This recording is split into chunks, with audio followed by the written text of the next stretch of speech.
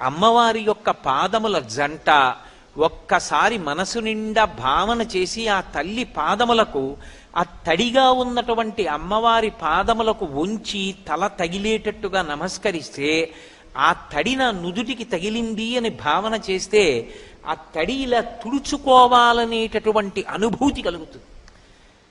మీకు బాగా అర్థం అవడానికి నేను ఒక ఉపమానం చెప్తాను, లేకపోతే నేను అసలు ఇటువంటి ఉపమానములు ప్రయోగం చేయను. 7D సినిమాలను ఉంటాయి, నేను ఈ మధ్య ఢిల్లీలో చూసి వచ్చాను. అందులో 7 రకాల డైమెన్షన్స్ ఉంటాయి.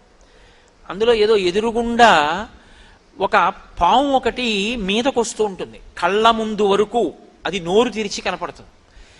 అది చేసేటటువంటి బుస మనం కూర్చున్న కుర్చీ వెనక నుంచి వినపడుతూ ఉంటుంది. బుస్ బుస్ అని ఇక్కడే ఉంటాయి, ఇక్కడి నుంచి వినపడుతూ ఉంటుంది.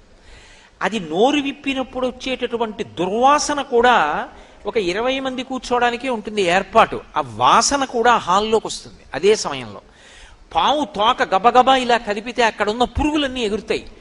ఎగిరినప్పుడు సీటు కింద ఉన్న తాళ్ళు కదిలి కాళ్ళని కొట్టుకుంటాయి. ఇవన్నీ ఒకేసారి జరిగేటప్పటికి ఏమవుతుందంటే నిజంగా పాము ఉచ్చి మీద పడుతున్న చోట ఉన్న అనుభూతినే పొందేస్తాడు. ఒక 7D సినిమాలోకి వెళ్ళి కూర్చుంటే నీ మనసు ఎలా సినిమా వశం చేసుకుని నీకు అనుభూతి కల్పిస్తుందో.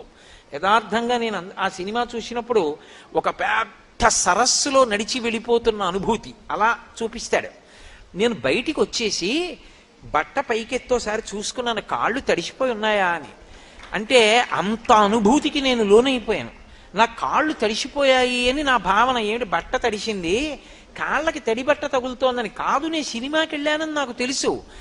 అయినా కాదు, నా కాళ్ళు పొడిగానే ఉన్నాయని రూఢం చేసుకోవడానికి గట్టు మీద కాలు పెట్టి చెప్పు ఇప్పి బట్ట పైకెత్తి చూసుకుంటుంటే నాతో వచ్చినటువంటి తల్లి ఒక ఆవిడంది, ఏం అలా చూసుకుంటున్నారు గురువుగారు అంది.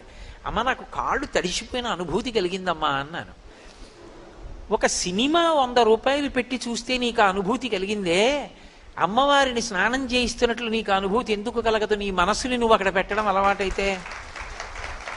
అసలు ఆ దర్శనం అంటూ కలిగితే పువ్వుతో నీళ్లు చల్లడం వరకు ఉపచారం, దర్శనం నిజంగా దిగ్గస్థిభిక్కనక కుంభముఖావ సృష్ట స్వర్వాహినీ విమలచారు జలప్లుతాంగీం ప్రాతర్నమామి జగతాం జననీమశేష లోకాధినాథ గృహిణీం అమృతాబ్ధిపుత్రీం అని ఆ తల్లిని అలా చూసి తడిసిపోయి ఎర్రటి కాళ్ళు తెల్లటి గోళ్ళు తడిసి కరిగి కిందకి కారిపోతున్నటువంటి పారాణి కనపడుతుంటే ఒక్కసారి వంగి అమ్మవారి